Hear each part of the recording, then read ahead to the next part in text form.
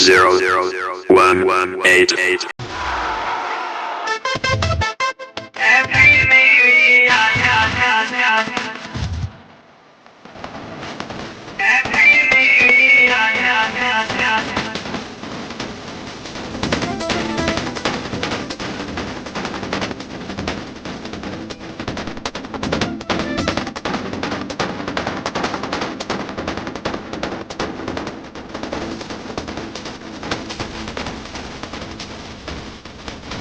रात भर सब केहू जागी 200 के चंदा लागी 2000 भरी जुर्माना नया साल में घर से भागी खेतानी में पार्टी होई कहने का निकलिया तो खा के मुर्गा पी के बियर बोलल जाई हैप्पी न्यू ईयर।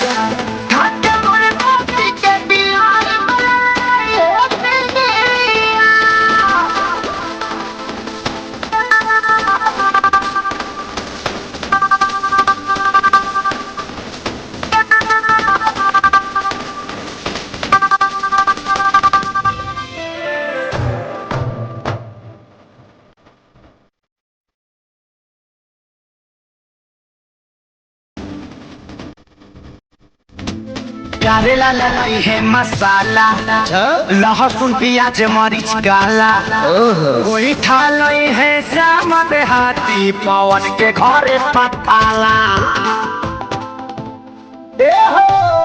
प्यारे लाला लाई है मसाला लहसुन प्याज मरीच काला श्याम देहाती कोई ठाले रही है पवन के घरे पताला। नहीं है धनिया पत्ता हरिया खा के मुर्गा पी के बियर बोलल जाई happy new year.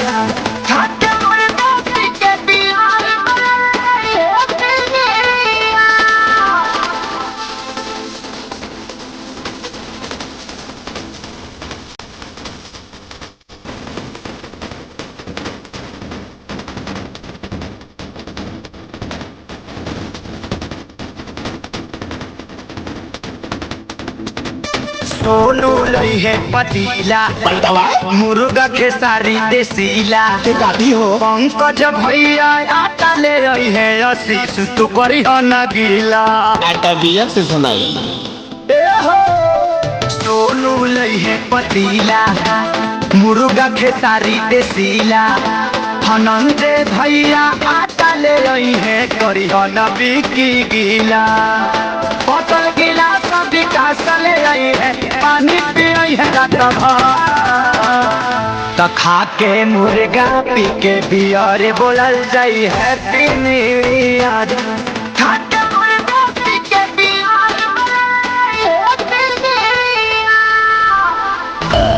Happy new year भाई लोग।